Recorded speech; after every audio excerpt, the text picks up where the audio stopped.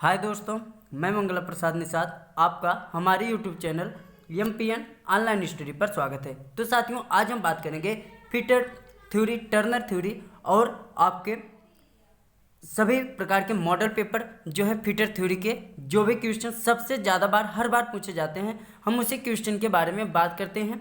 चाहे आप बिल्डर से हो या टर्नर से हो या आप फिटर से हो, तो ये क्वेश्चन सब में लगभग अनिवार्य है और सबसे ज़्यादा बार पूछे जाते हैं। तो अगर आप ये 50 क्वेश्चन तैयार कर लेते हैं दोस्तों, तो आप यकीन मानिए कम से कम 60 से 70 नंबर जो है आप इस वीडियो से निकाल सकते हैं। तो चलिए हम क्वेश्चन को शुरू करते हैं। सबसे पहला क्वेश्चन है, किसी छिद्र में के अंत में सॉकेट स्क्रू शीर्ष को लगाने के लिए उसे बड़ा करने के लिए संक्रिया को क्या कहा जाता है। जी हाँ, कहीं पर जब हम छिद्र करते हैं तो वहाँ पर उसके साइज को बड़ा करने के लिए जब हम स्क्रू लगाते हैं, उसकी साइज को बड़ा करने के लिए जो हम बाद में संक्रिया करते हैं उसे हम किस नाम से जानते हैं। ऑप्शन ए है काउंटर बोरिंग, बी है रीमिंग, सी है स्पॉट फेसिंग और ऑप्शन डी है काउंटर सिंकिंग। तो राइट आंसर होगा दोस्तों आपका ऑप्शन ए, काउंटर बोरिंग के नाम से जानते हैं। तो दोस्तों 50 क्वेश्चन में आपको किसने क्वेश्चन के आंसर पता थे, आप हमें कमेंट बॉक्स में जरूर बताएंगे। अगर आपको सिलेबस से संबंधित किसी भी प्रकार से परेशानी हो तो आप हमें कमेंट बॉक्स में जरूर लिखेंगे। अगला क्वेश्चन है, रिविटेड जोड़ के सतह पर ऊंचाई को समाप्त करने के लिए रिवेट का नाम बताइए। जी हाँ, आपको रिवेट का नाम बताना है जो रिविटेड जोड़ के सतह को ऊंचाई को समाप्त करने के लिए प्रयोग में लाया जाता है। ऑप्शन ए है pan head rivet, option B है समतल सिर रिवेट, ऑप्शन सी है स्नैप हेड रिवेट और ऑप्शन डी है साथियों काउंटर संक हेड रिवेट। तो आपका जो राइट आंसर होगा वह होगा option D, countersink head rivet के नाम से जाना जाता है। चलते हैं साथियों अगले क्वेश्चन पे बात करते हैं। तो ये सभी क्वेश्चन दोस्तों हर बार लगभग एग्जाम में पूछे जाते हैं और सबसे ज़्यादा महत्वपूर्ण भी हैं। अगला क्वेश्चन है, ब्रोंज मिश्रण है। जी हाँ, ब्रोंज जो है किसका मिश्रण है। ऑप्शन ए है लेड व टिन का, ऑप्शन बी है जिंक व लेड का, ऑप्शन सी है कापर व टिन का और ऑप्शन डी है कापर व लेड का। तो आपका जो राइट आंसर होगा साथियों वह होगा ऑप्शन सी, कापर व टिन का मिश्रण है। जी हाँ, ब्रोंज आपका जो है कापर व टिन का मिश्रण है। तो चलते हैं चौथे क्वेश्चन पे बात करते हैं। क्वेश्चन नंबर 4 है, हाई स्पीड स्टील का मुख्य मिश्रण तत्व होता है। जी हाँ, आपको बताना है कि हाई स्पीड स्टील का जो मुख्य मिश्रण तत्व होता है वह कौन सा होता है। ऑप्शन ए है टंगस्टन, बी है क्रोमियम, सी है वेनेडियम और ऑप्शन डी है निकिल। तो आपका जो राइट आंसर होगा वह होगा आपका ऑप्शन ए, टंगस्टन होता है हाई स्पीड स्टील का मुख्य मिश्रण तत्व। चलते हैं अगले क्वेश्चन पे बात करते हैं। क्वेश्चन नंबर 5 है, केस हार्डनिंग सामान्यतः उस स्टील के लिए की जाती है जिसमें वह होता है। जी हाँ, केस हार्डनिंग किसके लिए किया जाता है। ऑप्शन ए है जिसमें लो कार्बन स्टील होती है, ऑप्शन बी है जिसमें हाई कार्बन होता है, ऑप्शन सी है जिसमें हाई क्रोमियम होता है और ऑप्शन डी है यस हाई स्पीड स्टील।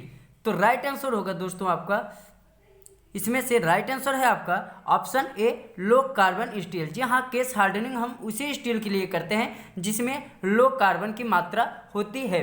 तो चलते हैं क्वेश्चन नंबर 6 पे बात करते हैं।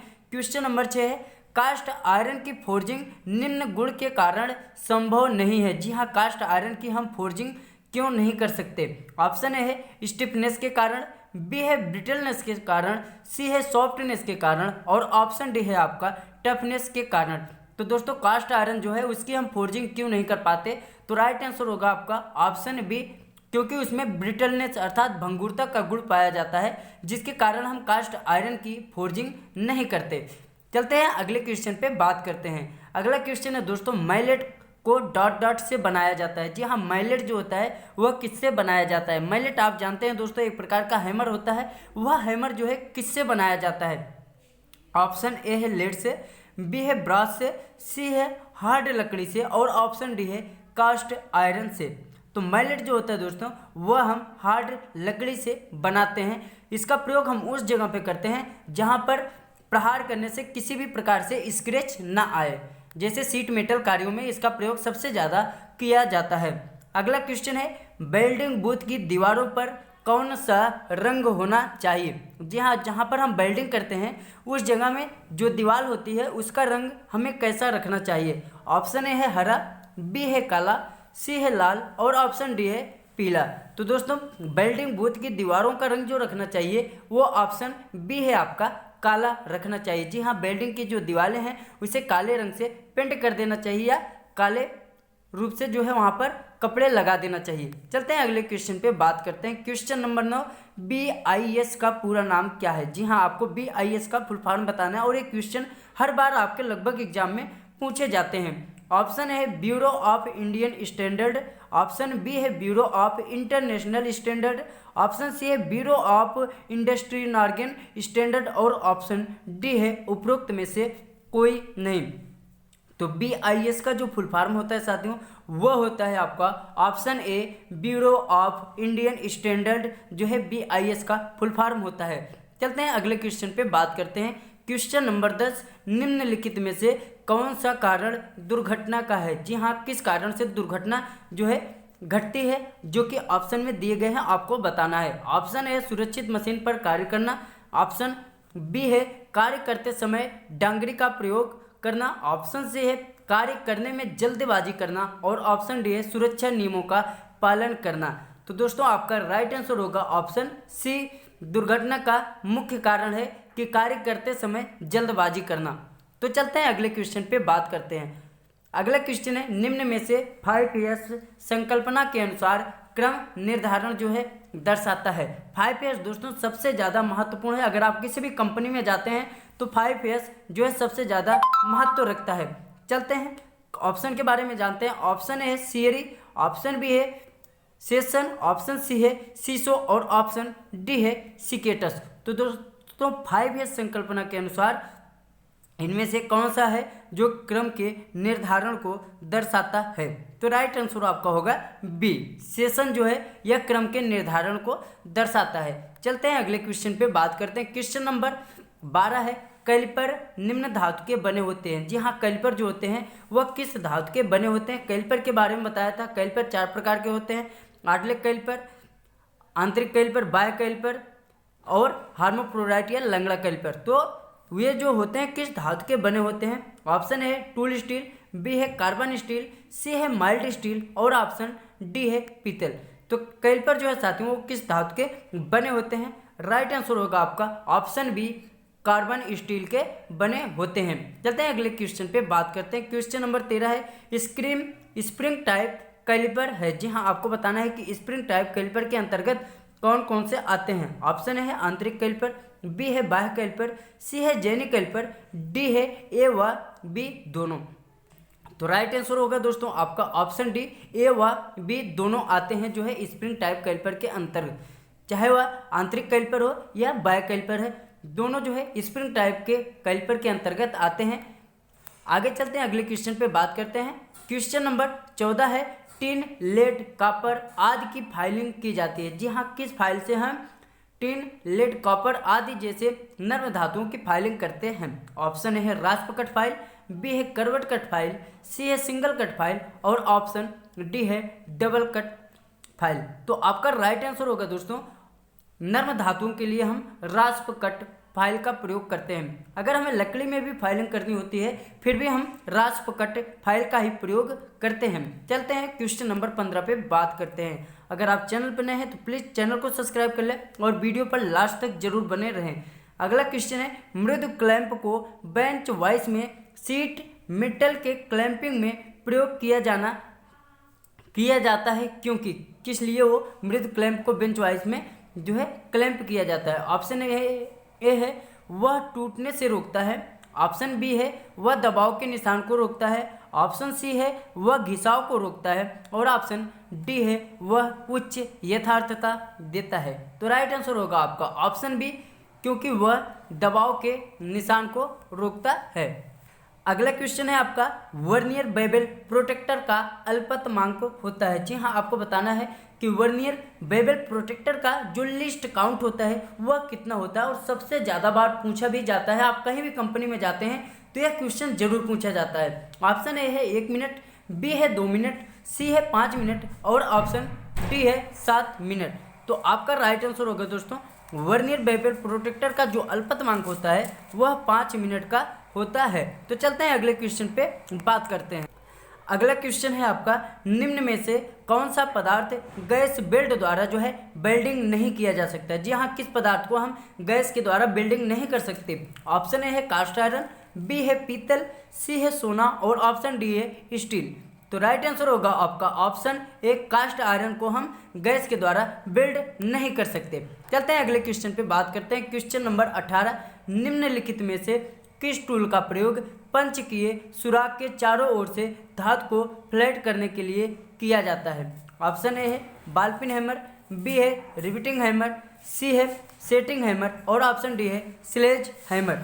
तो आपका जो राइट आंसर होगा दोस्तों वह होगा option A ball pin hammer का प्रयोग करते हैं। चलते हैं अगले क्वेश्चन पे बात करते हैं। अगला क्वेश्चन है, गहरे पानी के नीचे कटिंग करने के लिए किस ईंधन गैस का प्रयोग किया जाता है। जी हाँ, अगर हमें गहरे पानी में कटिंग करनी है तो उस जगह पर हम किस ईंधन का जो है प्रयोग करते हैं। ऑप्शन ए है एसिटिलीन, बी है हाइड्रोजन, सी है एलपीजी और ऑप्शन डी है मीथेन। तो दोस्तों कौन सा आपका राइट आंसर होगा। राइट आंसर है आपका ऑप्शन बी हाइड्रोजन का प्रयोग किया जाता है। जी हाँ, अगर हमें गहरे पानी में कटिंग करनी है तो उस जगह हम हाइड्रोजन गैस का प्रयोग करते हैं। और सबसे ज़्यादा महत्वपूर्ण क्वेश्चन है, आप वीडियो पर लास्ट तक बने रहें दोस्तों। आप यकीन मानिए आपको इसमें से आधे से ज़्यादा जो है क्वेश्चन मिलेंगे। इस बार हम इस प्रकार से वीडियो को बना रहे हैं। अगला क्वेश्चन है, ग्राइंडिंग व्हील के पोर भर गए हैं, यह कहलाती है। जी हाँ, अगर ग्राइंडिंग व्हील के जो पोर हैं जब वो भर जाती है तो इसे हम किस नाम से जानते हैं। ऑप्शन ए है टर्निंग, बी है ड्रेसिंग, सी है लोडिंग और ऑप्शन डी है ग्लेजिंग। तो राइट आंसर जो होगा दोस्तों वह होगा आपका ऑप्शन बी, उसे हम ड्रेसिंग के नाम से जानते हैं। तो चलते हैं अगले क्वेश्चन पे बात करते हैं। क्वेश्चन नंबर 21 है, वर्नियर हाइट गेज में किस प्रकार के स्क्राइबर का प्रयोग किया जाता है। जी हाँ, वर्नियर हाइट गेज में हम किस प्रकार के स्क्राइबर का प्रयोग करते हैं। ऑप्शन ए है एडजस्टेबल का, बी है ऑफसेट का, सी है बेंट का और ऑप्शन डी है स्ट्रेट का। तो वर्नियर हाइट गेज में जो है दोस्तों हम किसका प्रयोग करते हैं। राइट आंसर है आपका ऑप्शन बी ऑफसेट स्क्राइबर का प्रयोग किया जाता है। तो दोस्तों स्क्राइबर 4 प्रकार का होता है, स्ट्रेट स्क्राइबर, एडजस्टेबल और बेंट और ऑफसेट, चारों प्रकार दिए भी गए हैं। इसके अलावा कोई स्क्राइबर नहीं होता है। चलते हैं अगले क्वेश्चन पे बात करते हैं। अगला क्वेश्चन है दोस्तों, acetylene gas cylinder hose pipe का रंग होता है। जी हाँ, जो एसिटिलीन गैस सिलेंडर होता है उसके होज पाइप का रंग कैसा होता है। ऑप्शन ए है लाल, बी है पीला, सी है काला, डी है नीला। तो राइट आंसर होगा आपका option A acetylene gas cylinder hose pipe का जो रंग होता है दोस्तों वह लाल होता है। चलते हैं अगले क्वेश्चन पे बात करते हैं। क्वेश्चन नंबर 23 है, फाइन ग्रेन साइज का व्हील डॉट डॉट के लिए प्रयोग किया जाता है। जी हाँ, फाइन ग्रेन साइज का जो व्हील है वह किसके लिए प्रयोग किया जाता है। ऑप्शन ए सुपर फिनिशिंग के लिए, बी है फिनिशिंग के लिए, सी है ग्राइंडिंग के लिए, डी है रफ ग्राइंडिंग के लिए। तो आपका जो राइट आंसर होगा दोस्तों वह होगा आपका ऑप्शन बी फिनिशिंग के लिए फाइन ग्रेन साइज व्हील का प्रयोग किया जाता है। तो आप इन सभी क्वेश्चनों को दोस्तों नोट्स बना के लिख लीजिए, क्योंकि इसमें से आधा से ज़्यादा क्वेश्चन जरूर आपको मिलेंगे एग्जाम में। तो अगला क्वेश्चन, वर्कशॉप में गेजों को किस मानक तापमान पर रखा जाता है। ऑप्शन ए है 20 फ़ारेनहाइट पर, बी है 20 डिग्री सेंटीग्रेड पर, सी है 10 फ़ारेनहाइट पर और ऑप्शन डी है 10 डिग्री सेंटीग्रेड पर। तो राइट आंसर होगा आपका ऑप्शन बी दोस्तों, 20 डिग्री सेंटीग्रेड के तापमान पर रखा जाता है। चलते हैं अगले क्वेश्चन पे बात करते हैं। क्वेश्चन नंबर 25 है, 5S संकल्पना का उद्गम कहाँ से हुआ। जी हाँ, सबसे ज़्यादा महत्वपूर्ण है कि 5S संकल्पना का जो उद्गम है वह कहाँ से हुआ। ऑप्शन ए है चीन से, बी है अमेरिका से, सी है जापान से, डी है भारत से। तो राइट आंसर होगा आपका ऑप्शन सी जापान से 5S संकल्पना का जो है उद्गम हुआ। चलते हैं अगले क्वेश्चन पे बात करते हैं। अगला क्वेश्चन है, निषेधात्मक चिन्ह का आकार तथा बॉर्डर का रंग होता है। जी हाँ, निषेधात्मक जो चिन्ह होता है उसका आकार और बॉर्डर कैसा रंग का होता है। ऑप्शन है गोलाकार और लाल होता है, बी है वर्गाकार व काला होता है, सी है त्रिकोणीय व सफ़ेद होता है, ऑप्शन डी है इनमें से कोई नहीं होता है। तो राइट आंसर होगा आपका दोस्तों, राइट आंसर है आपका ए गोलाकार व लाल होता है। जी हाँ, निषेधात्मक चिन्ह का जो रंग और आकार होता है, आकार आपका गोलाकार होता है और बॉर्डर का रंग जो है वह लाल होता है। चलते हैं अगले क्वेश्चन पे बात करते हैं। क्वेश्चन नंबर 27 है दोस्तों, दुर्घटना को टालने का सर्वोच्च उपाय है। जी हाँ, दुर्घटना को टालने का जो सर्वोच्च उपाय है वह कौन सा है? ऑप्शन है सुरक्षा उपकरणों को पहनना। ऑप्शन बी है जॉब, मशीन और कार्य क्षेत्र से संबंधित सावधानियों का पालन करना। ऑप्शन सी है अपने तरीके से कार्य करना और ऑप्शन डी है किसी कुशल कारीगर की भांति कार्य करना। जी हाँ, दुर्घटना को टालने का मुख्य कारण जो है कौन सा है? ऑप्शन बी आपका राइट आंसर है जॉब, मशीन और कार्य क्षेत्र संबंधित सावधानियों का पालन करना। यह जो है दुर्घटना टालने का सबसे अच्छा कारण है। तो चलते हैं क्वेश्चन नंबर 28 पे बात करते हैं। तो जितने भी क्वेश्चन है साथियों, वह क्वेश्चन हर बार आपके एग्जाम में जरूर पूछे जाते हैं और इस बार भी इसमें से आधे से ज़्यादा क्वेश्चन आपसे पूछे भी जाएंगे। क्वेश्चन है कैलिपर का साइज लिया जाता है। जी हाँ, कैलिपर का साइज कहाँ से कहाँ तक लिया जाता है? ऑप्शन ए है लेग की लंबाई से, बी है पॉइंट से रिबिट के मध्य तक, सी है कुल लंबाई से, डी है उपरोक्त में से कोई नहीं, उपरोक्त सभी। तो राइट आंसर होगा आपका ऑप्शन बी साथियों, पॉइंट से रिबिट के मध्य तक हम कैलिपर का साइज लेते हैं और सबसे ज़्यादा बार ये क्वेश्चन पूछा भी जाता है। क्वेश्चन नंबर 29 पे बात करते हैं। उच्च फिनिश के लिए फाइनल फाइलिंग की जाती है। जहाँ सबसे अधिक फिनिशिंग के लिए जो हम अंत में फाइल करते हैं वह किस फाइल के द्वारा करते हैं? ऑप्शन ए है रफ फाइल के द्वारा, बी है डेड स्मूथ फाइल के द्वारा, ऑप्शन सी है सेकंड कट फाइल के द्वारा और ऑप्शन डी है बास्टर्ड फाइल के द्वारा। तो राइट आंसर जो होगा दोस्तों वह होगा आपका option B, dead smooth file के द्वारा हम फाइलिंग करते हैं। चलते हैं क्वेश्चन नंबर 30 पर बात करते हैं। तो बहुत ही महत्वपूर्ण है, आप वीडियो पर लास्ट तक बने रहे। कमेंट बॉक्स में आप जरूर बताएं कि आपको कितने क्वेश्चन के आंसर पता थे। क्वेश्चन नंबर 30 है मीट्रिक वर्नियर कैलिपर का अल्पतमांक कितना होता है? जी हाँ, बहुत ही ज़्यादा महत्वपूर्ण क्वेश्चन है। राइट आंसर है आपको बताना है ऑप्शन ए है 0.001 mm, बी है 0.01 mm, सी है 0.02 mm और ऑप्शन डी है 0.005 mm। तो वर्नियर कैलिपर का जो अल्पतमांक होता है दोस्तों वह आपका ऑप्शन सी राइट आंसर है 0.02 mm, जबकि काफ़ी लोग भूल जाते हैं 0.01 mm बताते हैं। चलते हैं अगले क्वेश्चन पे बात करते हैं। क्वेश्चन नंबर 31 है दोस्तों, निम्न में कौन सी धातुएं सामान्यतः ठंडी अवस्था में भंगुर होती है? जी हाँ, कौन सी धातु है जो ठंडी अवस्था में भंगुर पाई जाती है? ऑप्शन ए है अलौह, बी है लौह, सी है मिश्र, डी है उपरोक्त में से कोई नहीं। तो राइट आंसर जो होगा दोस्तों वह होगा आपका ऑप्शन ए, अलौह धातुएं जो है वह हमेशा ठंडी अवस्था में भंगुर के रूप में पाई जाती है। 32 क्वेश्चन पे बात करते हैं। उच्च कार्बन स्टील को क्रांतिक ताप पर गर्म कर क्रमशः ठंडा करने की विधि को हम किस नाम से जानते हैं? जहाँ किसी उच्च कार्बन स्टील को हम उसके क्रांतिक क्रिटिकल पॉइंट तक हम उसको गर्म करते हैं, फिर क्या करते हैं ठंडा करते हैं, उसे किस नाम से जानते हैं? ऑप्शन ए है नॉर्मलाइजिंग, बी है एनीलिंग, सी है हार्डनिंग और ऑप्शन डी है टेम्परिंग। तो राइट आंसर कौन सा होगा दोस्तों आपको बताना है। राइट आंसर होगा आपका जो राइट आंसर होगा वो होगा ऑप्शन बी, उसे हम दोस्तों एनीलिंग के नाम से जानते हैं। तो चलते हैं साथियों अगले क्वेश्चन पे बात करते हैं। अगला क्वेश्चन है आपका हार्ड शोल्डर का गलनांक बिंदु होता है। जी हाँ, हार्ड शोल्डर का जो गलनांक बिंदु होता है वह क्या होता है? ऑप्शन ए है 200 डिग्री सेंटीग्रेड, बी है 300 डिग्री सेंटीग्रेड, सी है 450 डिग्री सेंटीग्रेड और ऑप्शन डी है 650 डिग्री सेंटीग्रेड। तो राइट आंसर जो होगा दोस्तों वह होगा आपका ऑप्शन सी, राइट आंसर है option C, 450 degree centigrade hard solder का गलनांक होता है। अगले क्वेश्चन पे बात करते हैं। क्वेश्चन नंबर 34 है कौन सी वेल्डिंग विधि में इलेक्ट्रोड का प्रयोग होता है? जी हाँ, कौन सी वेल्डिंग विधि है जिसमें इलेक्ट्रोड का प्रयोग होता है? ऑप्शन ए है आर्क वेल्डिंग, बी है गैस वेल्डिंग, सी है हेट्रोजीनियस वेल्डिंग और डी है ऑटोजीनियस वेल्डिंग।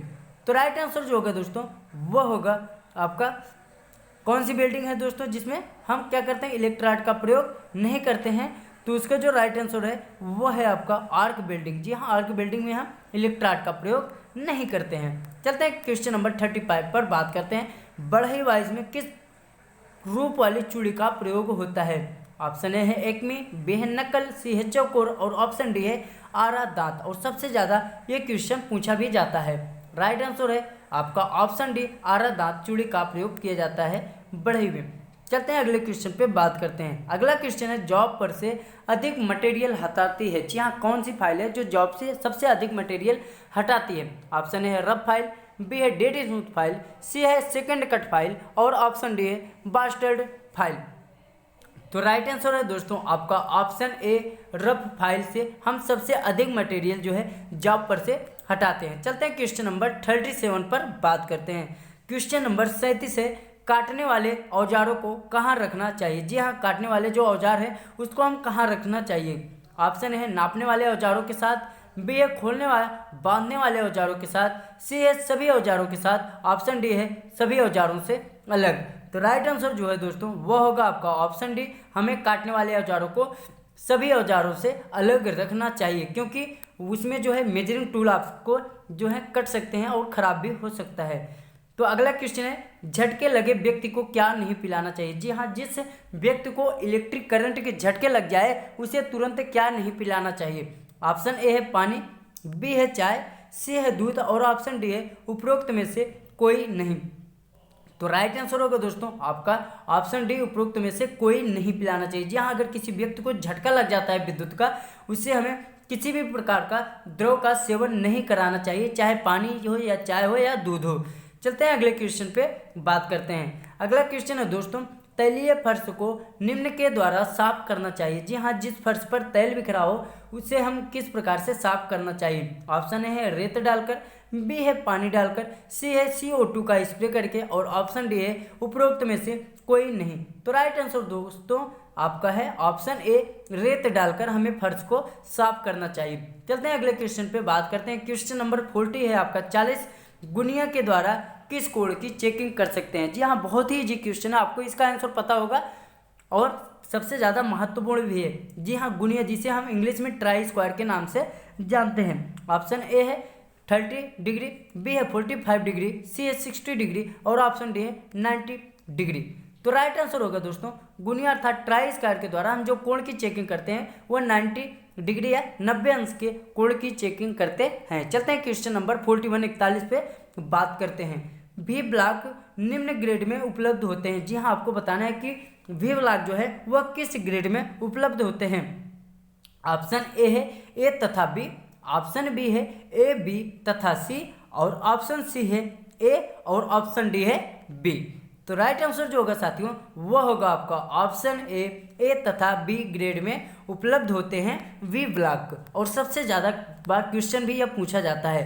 क्वेश्चन नंबर 42 है हेक्सा ब्लेड में 0.8 mm की पिच को किस श्रेणी में रखा जाता है?